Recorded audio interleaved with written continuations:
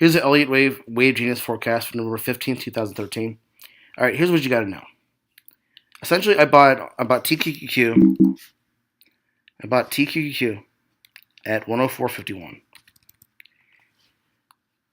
When I bought that, I had a little spike, I had $1 profit, and then all of a sudden, I get hit by an impulse. So within the next couple of days, I had to swallow a 7-point drop in TQQQ. But I held it all the way through because I saw this 1, 2, 3, 4, 5. The 4 was exactly 0.32, and the fifth wave was exactly my 0.618 times wave 1 plus wave 3 target. So when I saw 1, 2, 3, 4, 5, I said, okay, I'm going to hold, no problem. Even though it was really painful to hold, I decided, no, I'm going to hold this because I know this is the bottom of the fifth wave. So it turns out I was completely right. 1, 2, 3, 4, 5. I was completely right. Even though I was down 7 points on 2,000 shares, I was like, whatever. So I held through the first wave and held through the second wave. And when the second wave occurred, it was kind of hard to read, but I knew that it was forming somewhat of a zigzag. And then November 13th, I decided I would hold it, even though it's a C wave. I said, this is a C wave down, no problem. Wave 1, wave 2, ABC zigzag, C wave. We got down a C wave, and the moment it broke 102.5, I was like, third wave to 108, so I'm going to hold this. I said third wave to 108 on the website. And it turned out we hit 107 yesterday. And this morning, we might hit 108. So basically, I went from down 14,000 to plus on this trade, down 14,000 to plus 4,600, and I rode the entire third wave through. Yeah, I was down a lot. The UPRO I bought at 83.67. I had 2 points, and then I had to swallow a 4-point drop in the UPRO. The thing is, though, the UPRO had a zigzag, ABC. And so I was like, okay, ABC is going to bottom out at 1747 in the S&P.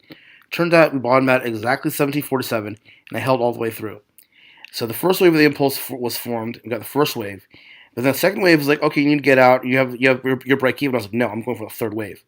So I said, so people on my website are like, so Ted, now that you're break even on UPRO, would you sell it? I was like, no, I'm going for a freaking third wave. Turns out I was right. It broke out above 84.5, and then I said 84.5 is going to hit 88. And I rode the entire big third wave, and we're actually probably going to gap up to this morning around 88. So the fact that I can do this so well, and when looking into the face of disaster, and seeing the fact that, okay, ABC zigzag, right on my target, boom, wave 1, wave 2, and then seeing the third wave, that is what sets me apart from everybody. Okay, here's the forecast. S&P, basically, wave 1, wave 2, wave 3 target would be around 1,800. So if we gap up around 1,800, there's a chance that we might correct it to 4. And that's the reason why I sold, because we're within striking distance of my full 1.618 target. So 1, 2, 3 would target 1,800 before possible correct to 4. For the Dow, I saw 1, 2, 3, and 1, 2, 3 should be around 16,000, 16,200 in the Dow. And when it broke above the third wave formation occurred. And again, Dow could actually hit around 16,000 this morning. For NASDAQ,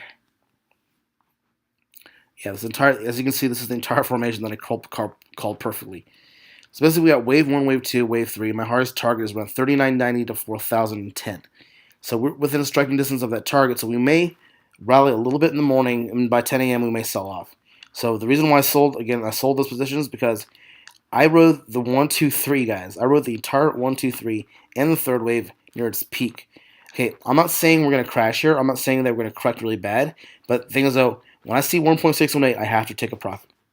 So that's why I did it. That's a wrap.